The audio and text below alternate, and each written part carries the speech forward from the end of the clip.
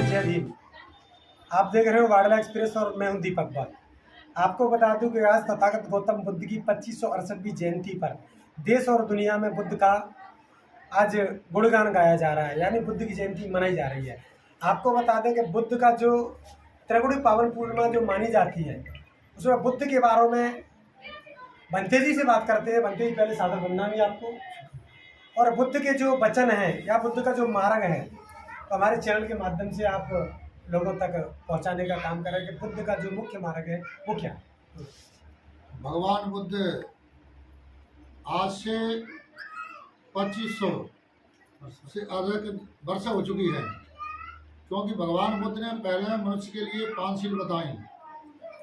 मैं किसी की हत्या नहीं करूंगा, किसी की चोरी नहीं करूंगा, विचार नहीं करूंगा, झूठ नहीं बोलूंगा और नशा पत्ता नहीं करूंगा।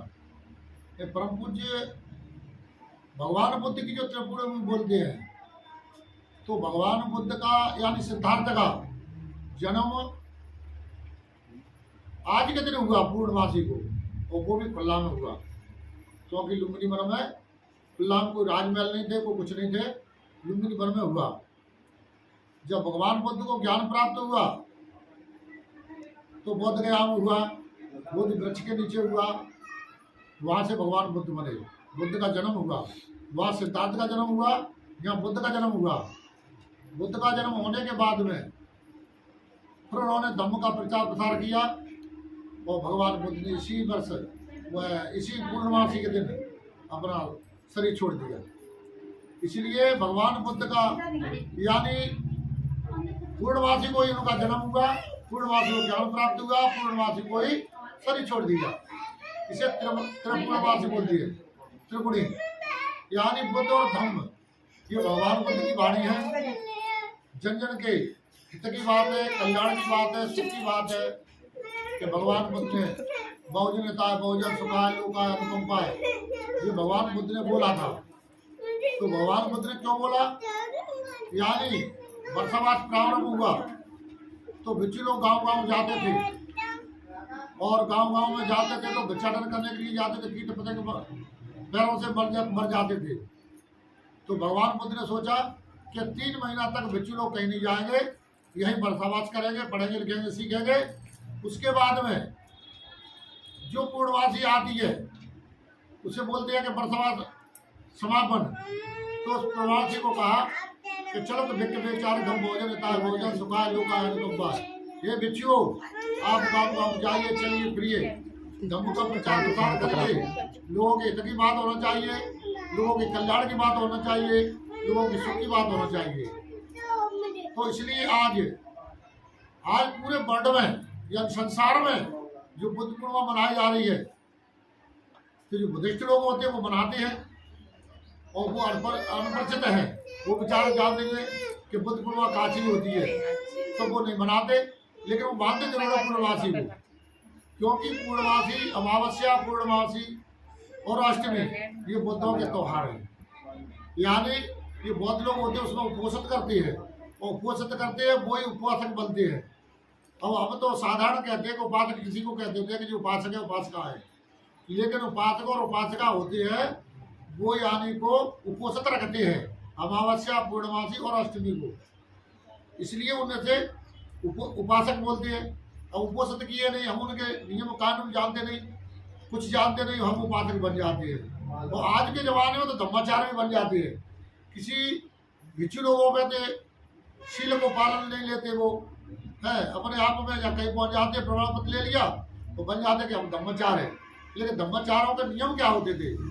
आज राजा और महाराजा, राजा बिंबिसार है, राजा प्रसेनजित है, और भी राजा थे, यानी भगवान बुद्ध के आगे आकर के नतमस्तक होते थे, और भगवान बुद्ध से आग्रह करते थे कि तथागत बुद्ध हमें कुछ सुनाइए, तो यहाँ आकर के कुछ सुनाते हैं। ये बुद्ध के अब उपासक नहीं, बुद्ध को यानी को सिखाने के लिए फिर रहे हैं, सीखने के लिए नहीं, सिखाने के लिए फिरती है।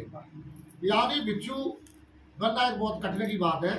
परिवार छोड़ना, परिवार से दूर रहना, एक शरीर पे एक चीवर लेना, समाज के लिए जीवन दान देना, ये भिक्षुओं का मतलब होता है।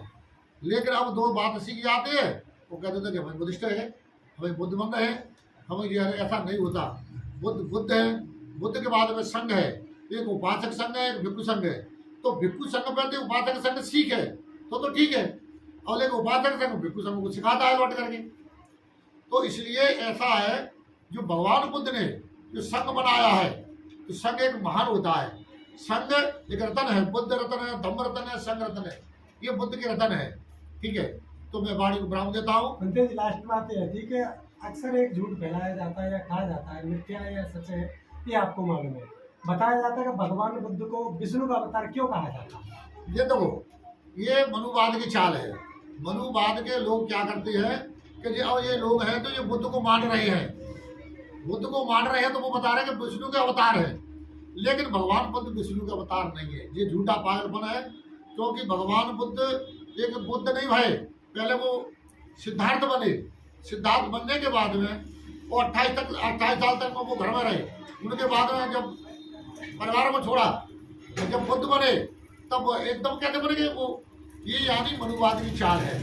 अभी हम तो भाई जो बाबा साहब है, बाबा साहब को अभी तो मान रहे हैं। एक पूनम पंडित उसने कहा कि शिवदयाल आप बताइए बाबा साहब कौन से समाज में आए थे, तो शिवदयाल कह रहे ब्राह्मण में। तो फिर ब्राह्मणों को तुम विरोध क्यों करते हो? ब्राह्मण तो बाबा साहब के रिश्तेदार हैं। यार ये चाल है कि बाबा साहब को जो भगवान बना देंगे, बाबा साहब को पेवा देंगे, लेकिन बाबा साहब की बात को नहीं मानेंगे। यानी को ये मनुवादी चाल है। जो हमारे जो महापुरुष हुए हैं, संत रविदास है, तो संत रविदास ने बता दिया कि उन्होंने जनेऊ निकाल दिया। ये पागलपन का प्रचार है। इसके शरीर के अंदर में देखो रक्त है, मांस है और हड्डी है। यहाँ में सोना कहाँ से आया, धातु कहाँ से आई? लेकिन भगवान संत रविदास को मार दिया चित्तौड़गढ़ में, और बता दिया कि उन्होंने कि इनके जो उपासक लोग होते हैं वो बब्बर करेंगे, यानी उनको वो होगा तो होगा। इसलिए उन्होंने कहा कि सोने का जनेऊ निकाल दिया, यानी सालगिरह में डुबा दिए। तो ये मूर्खता की बात है। भगवान बुद्ध ने या कबीर साहब ने या संत रविदास ने मानव को कल्याण की बात बताई, सबको पढ़ाने लिखाने की। संत रविदास के आगे तो जूतों की बना दिए कि संत रविदास जूता बनाते थे। इतने बड़े महापुरुष जूता बनाते थे। अरे देश और विदेशों में जाकर के उन्होंने धम्म का प्रचार और प्रसार किया है, वो जूता क्यों बनाएंगे? लेकिन हमारी जाति का एक असर है, वो वालियों को जबरदस्ती थोप देती है कि जो चबारा का जूता बनाते हो, अनुमान कल्पना है। लेकिन हमारे जो महापुरुष है उन्होंने घर गृहस्थी नहीं देखी, समाज का काम किया है और सबके हित की बात कही, सबके कल्याण की बात कही।